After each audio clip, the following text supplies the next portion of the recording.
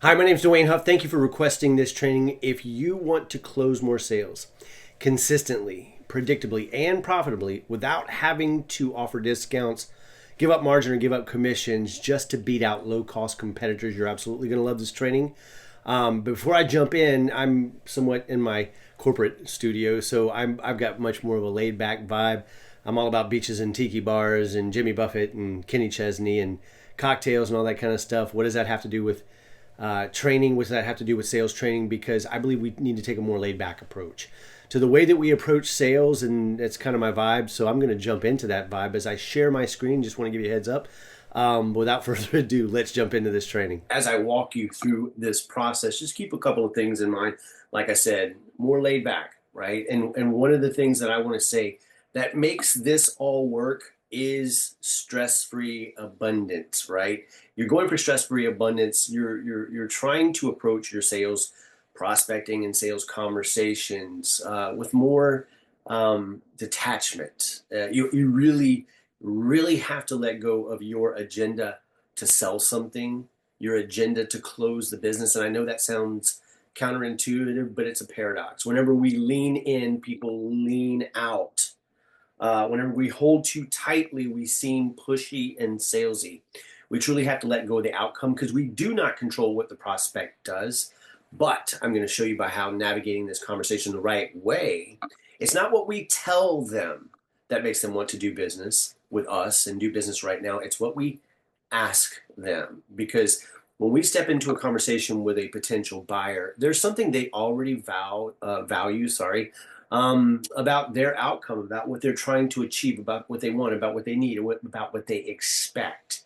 And I'm going to say this: so many people that I talk to get confused about what we should be selling, and many people will say sell them what they need, and that's just not true. What we need to sell them is what they want, and give them what they need, because many times they don't know what they need that's going to get them to what they want, because they're in the frame. They can't see the picture, and that's our job as experts, is to be able to guide them, even if they don't fully understand.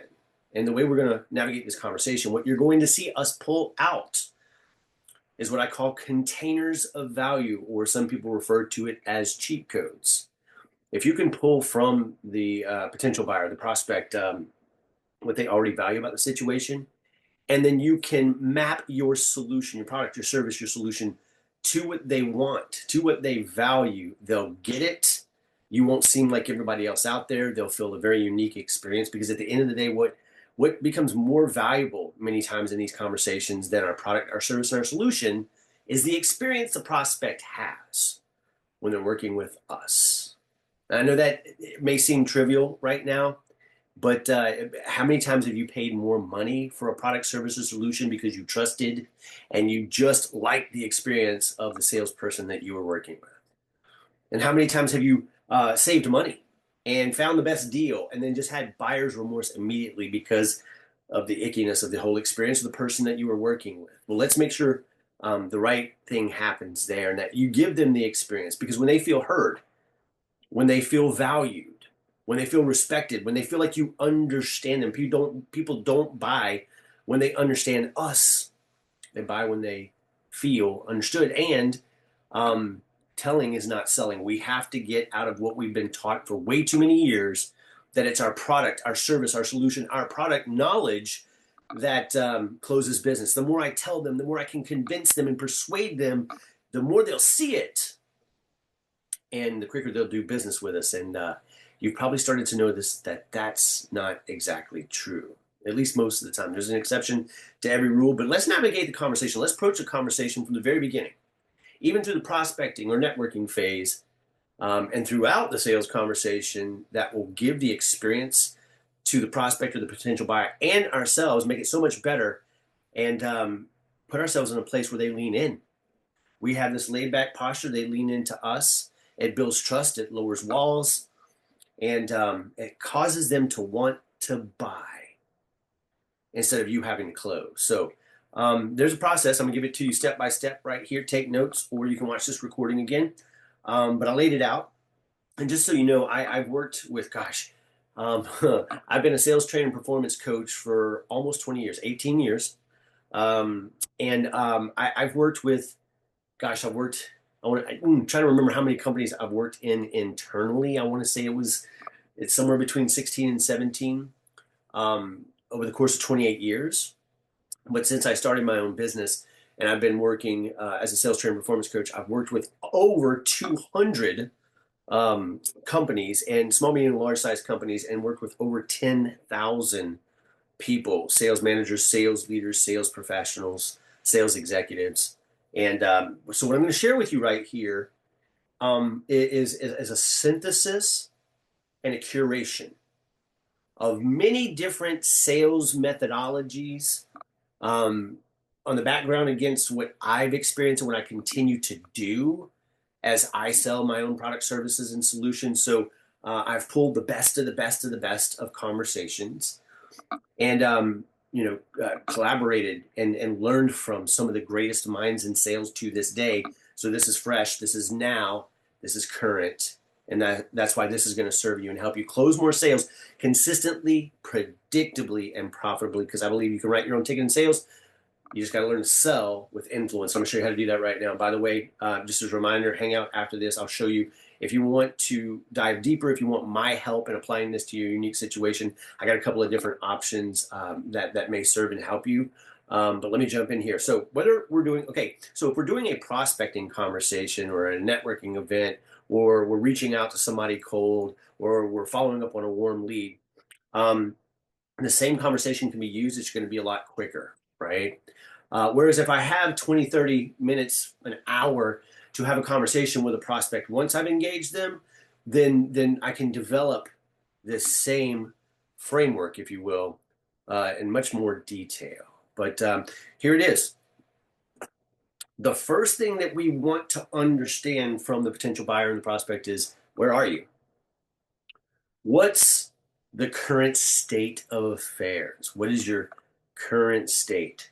Where are you? And just allow them to give us an assessment of what they see, what they perceive, the good, the bad, the ugly, and how things have just playing out. Sometimes that will bring up numbers, how many units they're moving. It might talk about things that are working in their favor and some of the things that are challenging them right now. But we just want to give them an open canvas, a clean canvas to just kind of paint the scenario, show us the current situation. And this isn't invasive or offensive. I say, hey, talk to me about where you guys currently are, and just give them the floor. And if they're hesitant, I can use a because frame. Anytime you say because or why, you can increase their compliance with engagement from as little as 10% when you don't give them a reason why, up to 90%. If you want more details on that, check the book Influence, The Psychology of Persuasion. It talks about how giving a simple why or because frame can take somebody from not wanting to respond or answer to compliance as much as 90% by just giving that because or why frame. So when you ask any of these questions, if you're not getting the response you need, ask it in a different way, or say, hey, listen, the reason I'm asking this question, or ask this question because, or the reason this is important is because of this. And they'll reset that kind of nervous energy or that resistance, and they'll come right in as long as you give them a reason. Because many times people just want to understand, where's this going? But I like to set the tone for the conversation, especially if I'm in a longer conversation, by saying, hey, listen, this is going to be a little bit different than any conversation you've probably had with another sales professional or sales organization, because I'm not here to show up and throw up and just dump a bunch of what I think I know on you, because I know every business, every situation, every life is different. And so I want to speak to the specifics of what's going on in your world. In order to do that, I just need to understand kind of where you are, where you're trying to be, and what the opportunities might be. It's okay if I kind of dig in and ask you a few questions so that we can really pull that apart. And they're usually like, yeah, no problem. But you got to set the expectation. And it does relax them. Their walls do come down. They feel like they can take a breath and not be on guard. But when I say, where are you? I just give them the floor and allow them to open up. And whenever they present things that maybe I don't understand, I dig into it. Or if they're on the surface, I pull into it and say, tell me more about that. How does that look? Why is that important? Why does that matter? How did that play out? How did it evolve? How long has it been going on? So I really want to be like a curious child, or someone interviewing somebody for, say, a talk show. or a podcast. I want to be like a child who's curious and sincere and empathetic when I ask these questions. And when I start out with, talk to me about where you currently are. And I just sit back and I've got to listen.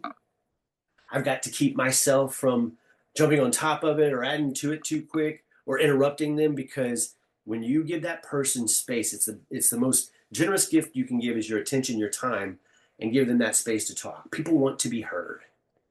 And if you ask them, talk to me about where you currently are, there's really no invasive threat there. They can just unpack and take it in any direction that they want. And once they've done that, lean in a little bit more and say, what else? What else is a factor? What else is going on currently? And then when you fully explored that and you feel like it's time to move on, it's okay to contribute stories or share things that are relatable to help them to understand that they're validated, right? But the next question you want to ask allows you to establish that there is room for improvement. There is a gap. So you simply say, and talk to me, what's ideal? Where would you like to be? Where do you want to? In other words, here's where you are. Paint a picture for me of where you'd like to be. If all variables constant, if you could design anything, where would you take this? If you had the resources, if you had the time, if you had the right solution, if you had the right partner, um, talk to me about what would be ideal. Where would you like to be? Where do you want to be? And just listen. Don't judge it. Don't interrupt it. Don't try to solve for it. Just be in that moment. We're going to map our solution later, but we're going to hold it back right now. There's going to be so many times where you're tempted to say, oh, yeah, we can do that. And here's how we approach it differently. And oh, not a problem. We don't do that. That's what they're expecting you to do. And that will kill the momentum. So the second question is, where do you want to be? And if they keep it on the surface, dig into it. Well, why does that matter? How's that playing out? Does that have, I guess, a personal impact on you, or is that just business? What does that look like in your day? How's that affecting your lifestyle? How's that affecting your partnership? How's it affecting, your family? Depending upon what you're selling and whom you're selling to, right? So these first two questions establish a gap, or I love this term. It came from one of my mentors, Wendy Lipton Dibner. She labeled it inspirational discontent, because when you have somebody tell you where they are and then review where they want to be, it creates what's called inspirational discontent. They're here, they can see there, now they want it more, right? And this keeps us from ever having to apply pressure to a sales conversation, but rather activate something known as tension on the inside of them that they have to resolve, right? And so you think that people are going from their day to day, and you think that they would be mindful of this gap. Here's where I am, here's where I want to be. But many people don't. They avoid it. It's painful because they don't think there's a path forward. They don't think there's a solution. They don't think there's a way to resolve it. So why would they face it? So they push it under the rug. They avoid it and they just get by. Listen, when you show up, they already have a product. They already have a service. They already have a solution. They're getting it done. It just might not be the best one, but it's getting them by. And that's, unfortunately, you think all people will be trying to thrive and trying to level up, and they're not. And one of the reasons is because they don't think it's possible. So why face it? And then once you've established that gap, really dig in as to why. And so there's two questions to establish the why. Hey, talk to me about the payoff. If you're able to make this change and get from here to here, tell me about all the positive things, all the things you'll be able to do, all the things you've been holding off on, what your plans are, what's your vision for that. Because if they can start talking about where they want to take it, and they can get vivid about it, and they can really verbalize it. Think about this for a second. If they say it and it comes out of their mind, they own it. If you say it and it comes out of your mouth, or out of your mind and your mouth, that you own it, and so they're not attached to it. But the more you can get them talking to you, they're talking to themselves. And people support what people help, or people support what they create. So it comes out of their mind and their mouth, they own it. I learned that from one of my mentors, Jason. And if you can find out, well, talk to me. Why is it? Because change is hard. Let's be honest. Change is hard. Why even bridge that gap? What's going to be the payoff? What's going to be the reward? What's going to be the outcome? What's going to be the spoils if you achieve that? And again, if they keep it on the surface, dig deeper. But yeah, but talk to me. What does it really look like? What have you planned? What have you considered? What's possible if you make that change and it works out? And then flip the coin and say, well, hold on a second. If you guys don't make this change or find the right solution, do this. Well, what's the downside? What's the loss or what's the potential loss? What's the potential loss if you just don't do anything?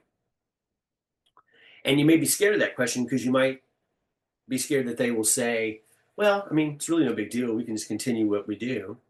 And then you could say something to the effect of, yeah, no, absolutely. And it's probably safer, right? And they say, yes, but is that acceptable to you? Is the way that you would handle that conversation should it not work in that favor, right? I mean, we go so much deeper on this. I don't have all the time in the world to do this, but I just want to give you this framework. And look, it's not going to lock in until you apply and try and test. Now, one thing I have to say here is it's not just the questions you ask; it's how you ask the questions. It comes down to your tonality. 38% of your communication is your tonality. So how you ask what you ask is going to allow them to determine if they trust you and how deeply they're going to answer. So pay very close attention to your tonality and how you ask these questions. Now, once you understand the reasons, which is the payoff and the potential loss, the next thing you wanted to understand and get them to talk through is what have you tried? Which will bring up solutions, products, services, vendors, opportunities, whatever it is, and they'll unpack. Well, we've done this and we've tried that, and we've participated in that, and we even did this for a while. You'll get a lay of the land of what they've tried and what kind of solution might be a good fit, or it'll inform you about the features and the benefits that would resonate most with them in your product, service, and solution. But this is where you start to unpack some of those cheat codes because you get the awareness of what's worked and what has not worked. Now, these questions are in a very specific order because if you do them this way, you're not going to create resistance. You're going to ease them in, and before you know it, they've got momentum into this conversation. And by the very nature of opening up and having the space to talk through this and talk to you, they've never experienced this before. Because what does everybody else do? What does every other salesperson, every other sales leader, every other business owner, every other entrepreneur, what do they tend to do? They show up and they try to convince, persuade, and show them how awesome they are. This ain't 1990 anymore. That doesn't work anymore. And you're probably starting to figure that out. Next question. What do you think's in the way?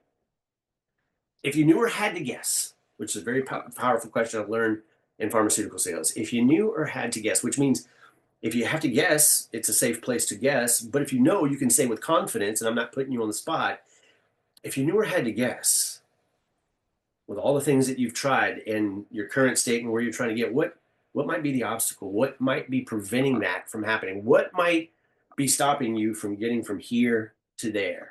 And they may not know, and they may say, I don't know.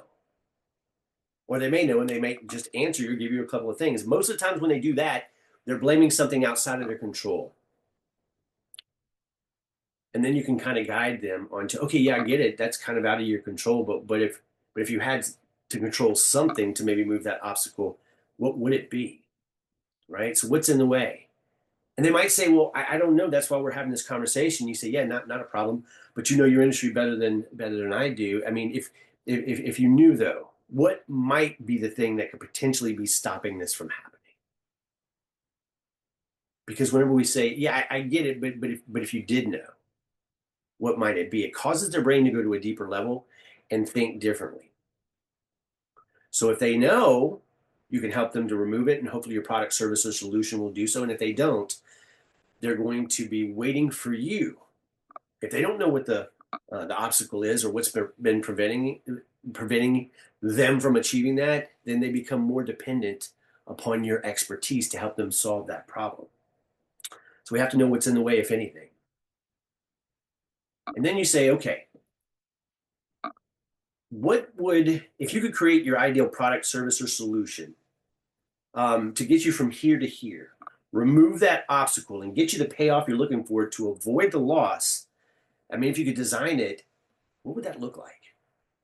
What have you thought about? What would you hope for? What have you heard about? What would be ideal in your situation? How would you design it? What would success look like? If you and I were talking a year from now, and we could put the perfect solution in place for you, what do you feel that might look like, and what would have transpired over that year that would make things so much different? And just let them sit with that for a while. And if they're hesitant and they can't really give you the full answer, offer to give them options. Hey, I get it. It's a lot to ask right now. Can I share a couple of things I've seen in the past with some of my clients that have dealt with the same situation? They're like, oh yeah, absolutely. Well, have you considered this? What about that? How would you feel if this happened? What if you tried this? And that will be the spark that will get them talking. They may say at first, no, we didn't try. But if you keep going and they keep saying no, and you keep suggesting, they may go, oh, wait a minute. Wait, okay, no. I know. This is how I would have it be, and this is why. Again, we're leading, this whole process is meant to lead a discovery conversation, but more importantly, and I coined this phrase, to lead the prospect or facilitate a conversation of self-discovery amongst the prospect, right? It's one thing to ask questions to get answers, but it's another thing to ask questions that allow you to understand, but then lead the prospect to a deeper understanding. And last but not least, here's the next question, the last question that you'll want to ask to help that prospect and lead that prospect to make the best decision in their best interest. Because and this might seem like you're selling against yourself, and you might even position it that way. Say, hey, look, change is hard. I may or may not have the right product, service, or solution for you. And if I don't, I'll do my best to point you in the right direction. Because here's the thing, many times change is hard and the payoff's just not big enough. But it sounds like making the right change for you could potentially be beneficial into getting where you're trying to be. But here's my thing. What obstacles would you face if you made this change? What obstacles would you face if you decided to make a change, whether it was with me or my competition, or change in a different direction? And just let them sit with that. Because what's going to come up is you being able to get ahead of all the things that they would object against or stall for, or push pause or ghost you for, because they start thinking about it later. Let's think about it for a second, Mr. Prospect. What might be some of the obstacles or challenges or roadblocks or hiccups, or what could completely fall apart if you made this change? And let them get it out.